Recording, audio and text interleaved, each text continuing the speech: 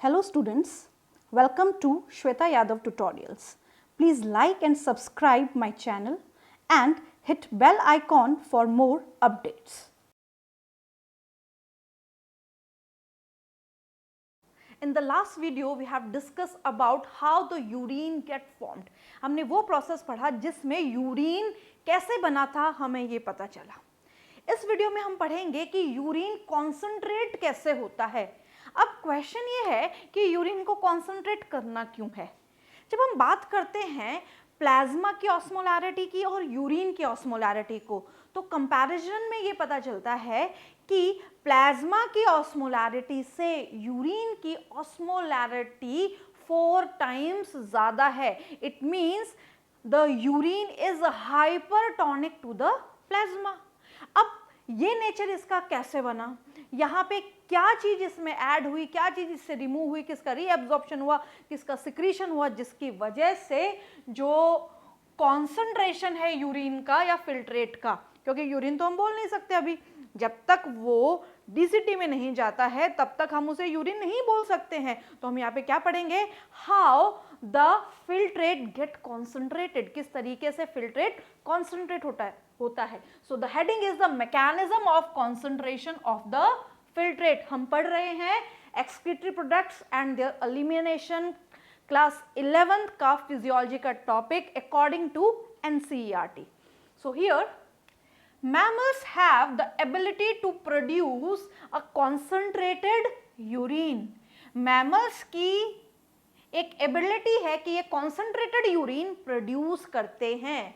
इसका कारण क्या है, the Henle's loop of Henle and vasa recta इसमें बहुत ही सिग्निफिकेंट रोल प्ले करते हैं. ये बात बहुत इंपॉर्टेंट है कि यूरिन को कॉन्सेंट्रेट करने में किसकी मुख्य भूमिका है, किसका सिग्निफिकेंट रोल है, लूप ऑफ हैनले का, और इसके साथ साथ पैरेलली चलने वाली ब्लड वेसल जिसको हम बोलते हैं वासा रेक्टा का. अब कैसे करते हैं, the flow of filtrate in the two limbs of the Henle's loop is in opposite direction.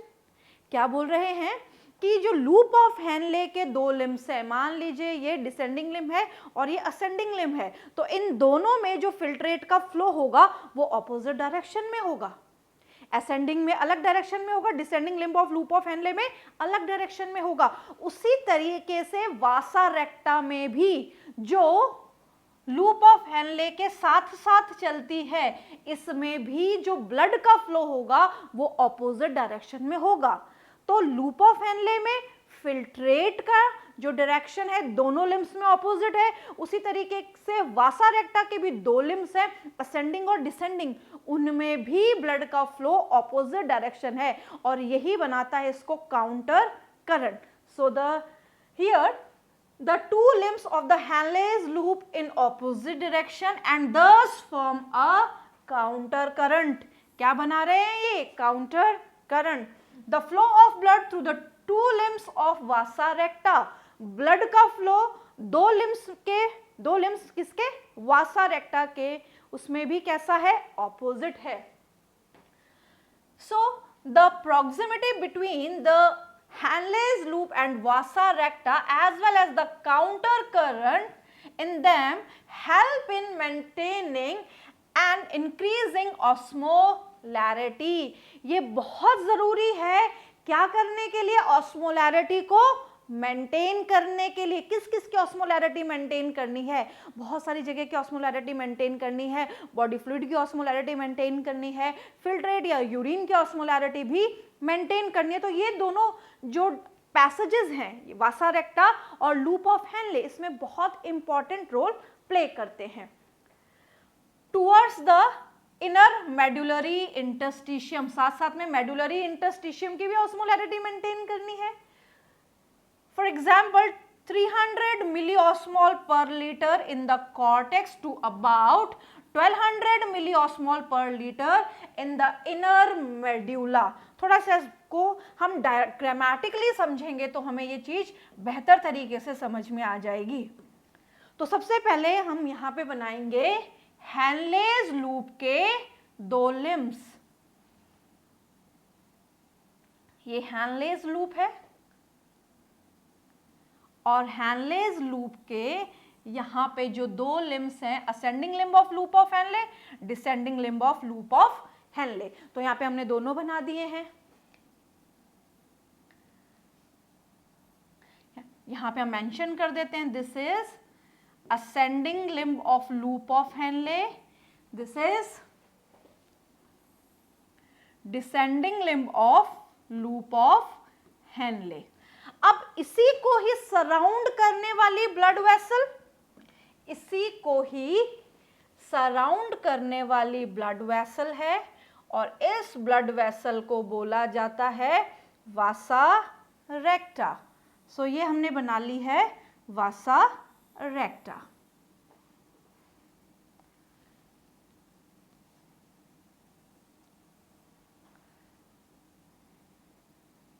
This is Vasa रेक्टा।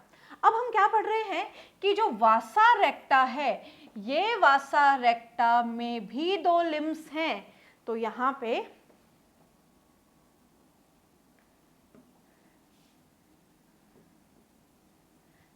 I am removing this because आप कंफ्यूज हो जाएंगे, तो इसलिए मैंने नेमिंग हटा दी है। मैं अंदर इसको लेबल कर देती हूं।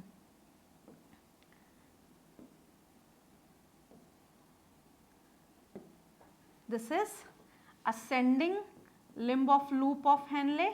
This is descending limb of loop of Henle, and this one is the vasa recta. ये है पास पास इसके वासा रेक्टा।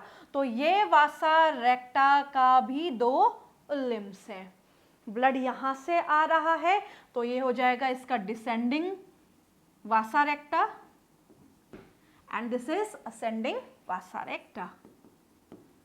This is vasa recta and this is loop of Henle. अब यहाँ पे सबसे पहली बात जो बहुत ज़रूरी है वो बात क्या है कि हम बात करते हैं कि जब फिल्ट्रेट आया था पीसीटी से तो इसकी ऑस्मोलैरिटी थी 300 मिली ऑस्मोल पर लीटर, और यहाँ से पीसीटी से जब फिल्ट्रेट आया था तो ऑस्मोलैरिटी थी 300 मिली ऑस्मोल पर लीटर, और एंटर किया इसने descending limb of loop of Henle में। अब descending limb of loop of Henle जो है ये बहुत ही खास रोल प्ले करता है और इसका काम है, ये वाटर के लिए तो परमिएबल है बट सॉल्यूट के लिए, इलेक्ट्रोलाइट के लिए इम्परमिएबल है। तो ये स्मार्टली वर्क करता है और ये क्या करता है, लगातार पानी को बाहर निकालता रहता है। ये लगातार पानी को बाहर निकालता है। ये वाटर जैसे जैसे निकलता जाता है तो यहाँ पे जो ऑस्मोलैरिटी है वो descending limb of loop of Henle में नीचे आते आते चेंज हो जाती है। किस तरीके से, 600 मिली ऑस्मोल पर लीटर, 900 मिली ऑस्मोल पर लीटर, एंड टिप तक आते आते यू जो लूप ऑफ हैनले का है वहां तक आते आते 1200 मिली ऑस्मोल पर लीटर। इसका मतलब है जैसे जैसे पानी बाहर निकल रहा है तो पानी के बाहर निकलने से जो ऑस्मोलैरिटी है वो चेंज हो गई। अब ये जो फिल्ट्रेट है ये प्लाज्मा का आइसोटोनिक नहीं है। यहाँ पे प्लाज्मा से इसकी ऑस्मोलैरिटी कैसी थी, आइसोटोनिक। पर जैसे ही descending limb of loop of Henle में गया तो ऑस्मोलैरिटी चेंज हो गई। ऑस्मोलैरिटी कैसी हो गई, अब ये हो गया हाइपरटोनिक। कैसा हो गया ये, हाइपरटोनिक, क्योंकि इसे लगातार पानी बाहर निकलता जा रहा है। अब ये जो फिल्ट्रेट है ये एंटर करता है ascending limb of loop of Henle में। Descending limb of loop of Henle, ascending limb of loop of Henle में फिल्ट्रेट का जो डायरेक्शन है वो ऑपोजिट है, तो ये काउंटर करंट शो कर रहे हैं। तो यहाँ पे जैसे जैसे फिल्ट्रेट ऊपर जाएगा तो ऊपर जाते जाते यहाँ पे जो ascending limb of loop of Henle है ये भी स्मार्ट है। इसने बोला कि मुझे पानी को बाहर नहीं निकालना है, मैं सॉल्ट बाहर निकाल के फेंकूंगा। तो ये लगातार सॉल्ट को बाहर निकालता जा रहा है, तो यहाँ से लगातार सॉल्ट बाहर निकलेगा, इलेक्ट्रोलाइट्स बाहर निकलेंगे, सॉल्यूट बाहर निकलेंगे, like NaCl। Actively and passively ये काम हो रहा है। एंड जैसे जैसे NaCl बाहर निकलता जा रहा है, जो ऑस्मोलैरिटी 1200 मिली ऑस्मोल पर लीटर थी वो ऊपर जाते जाते फिर चेंज हो गई। तो यहां पे ये बनी 900, देन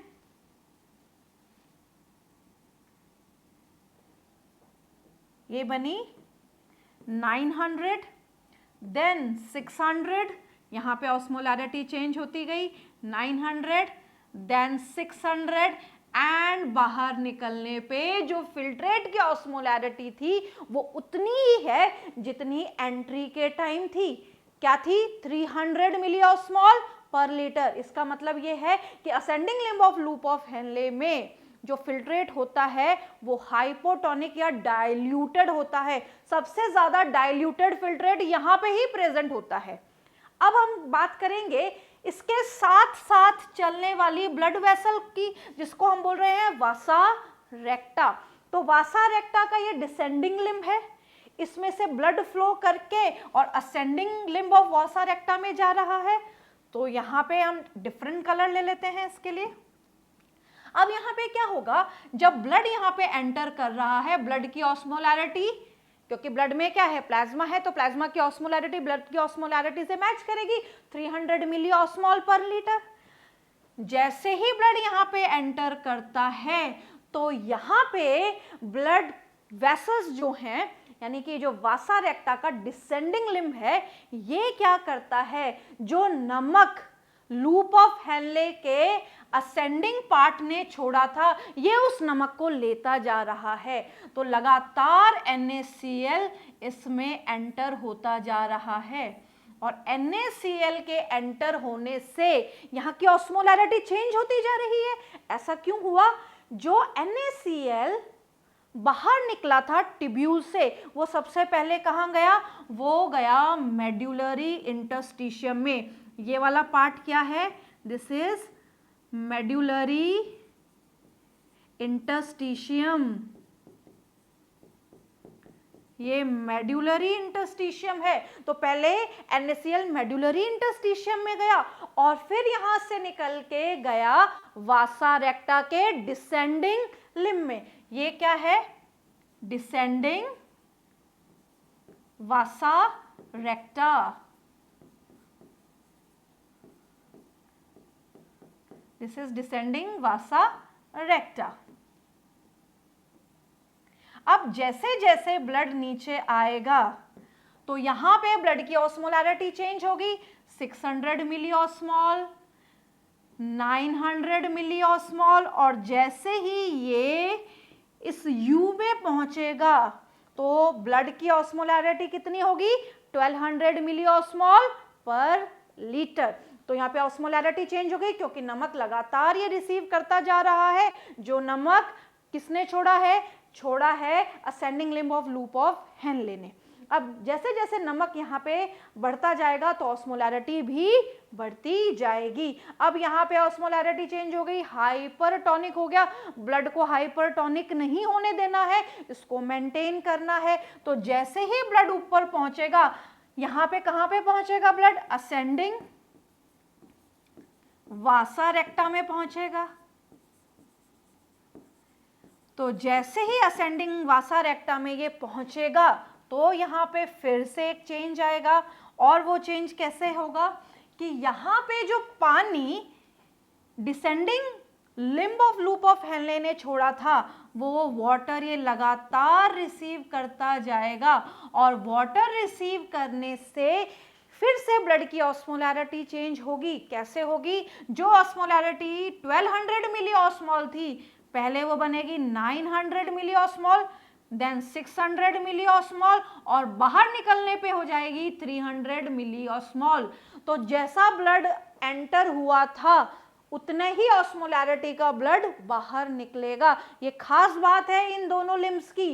जैसा फिल्ट्रेट एंटर हुआ था असेंडिंग लिम्ब में, वैसा ही फिल्ट्रेट बाहर निकला उसी ऑस्मोलैरिटी का। जैसा ब्लड एंटर हुआ था वासा रेक्टा में जिस ऑस्मोलैरिटी का, वैसा ही सेम ऑस्मोलैरिटी का ब्लड बाहर निकला। ये बहुत जरूरी है।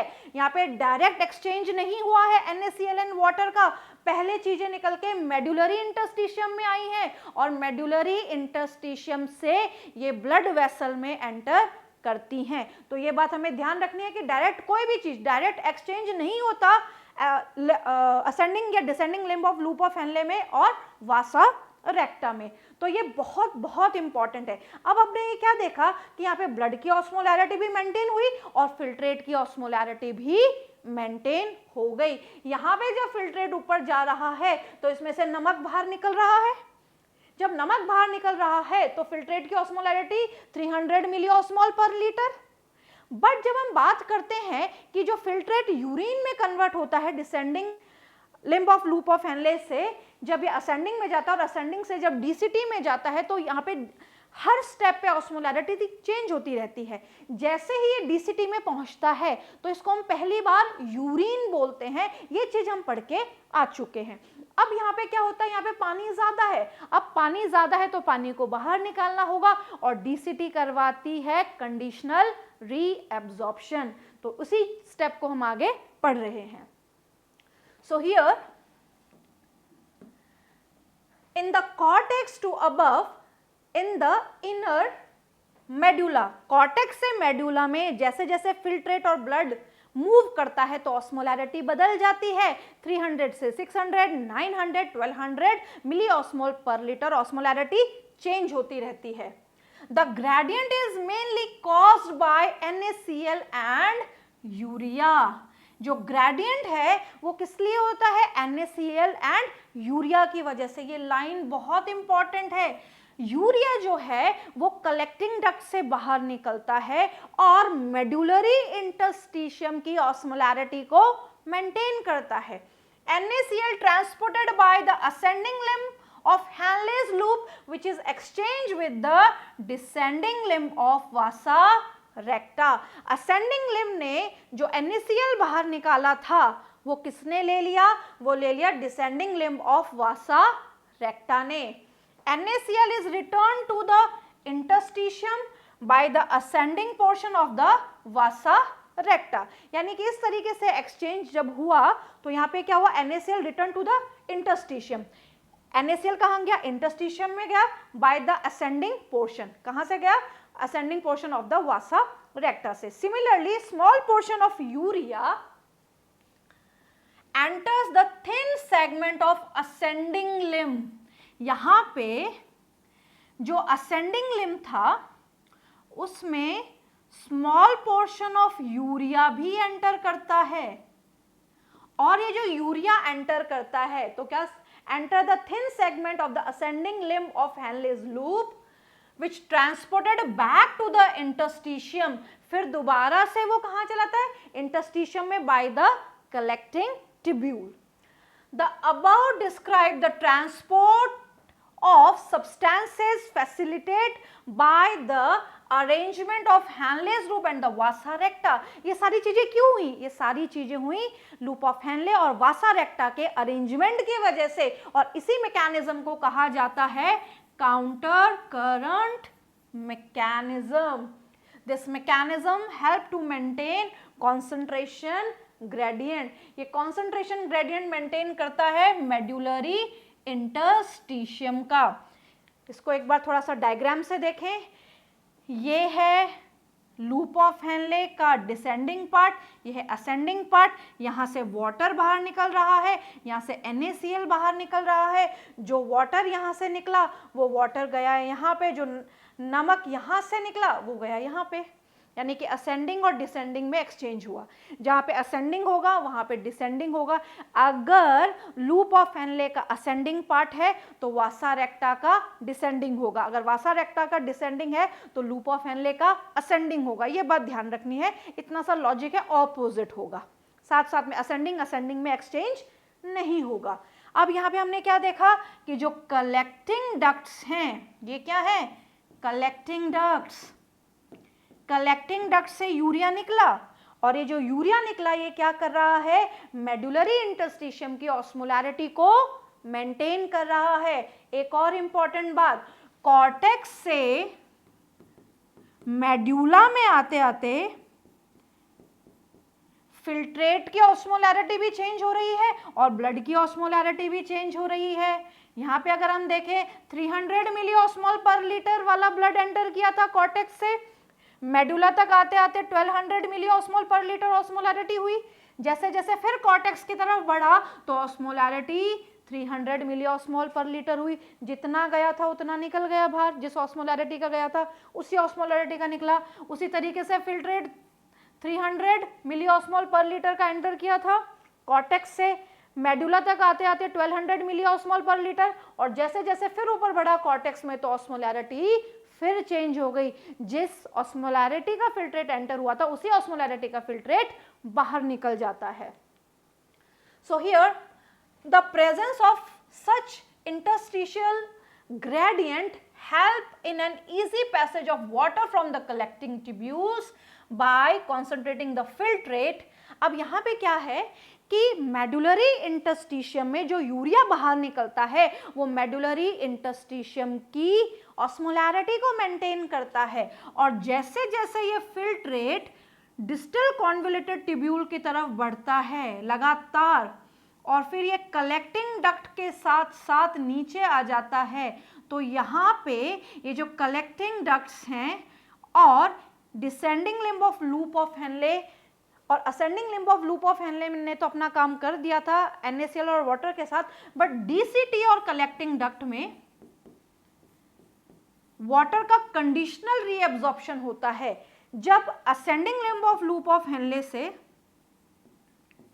फिल्ट्रेट ऊपर जाता है तो डाइल्यूटेड होता है, यानी कि सबसे ज्यादा हाइपोटोनिक नेचर का होता है। अब जैसे ही डीसीटी के पास गया तो डीसीटी से लगातार पानी बाहर निकालता है, और जैसे ही वाटर बाहर निकलता है हार्मोन्स की वजह से, यहाँ पे दो हार्मोन्स का रोल है, एल्डोस्टेरोन और ADH, ये हम लास्ट वीडियो में डिस्कस कर चुके हैं।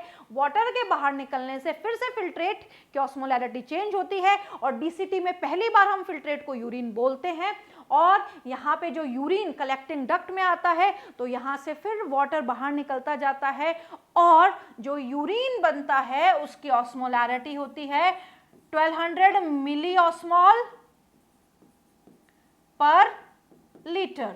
ये ऑस्मोलैरिटी का यूरिन हम बॉडी से एलिमिनेट करते हैं, यानी कि प्लाज्मा से इसकी ऑस्मोलैरिटी 4 गुनी ज्यादा है, 4 टाइम्स ज्यादा कॉन्सेंट्रेटेड है, स्लाइटली एसिडिक है, इसका pH 6.7 होता है, और जब हम यूरिन पास करते हैं that process is known as micturition और the voiding of the urine.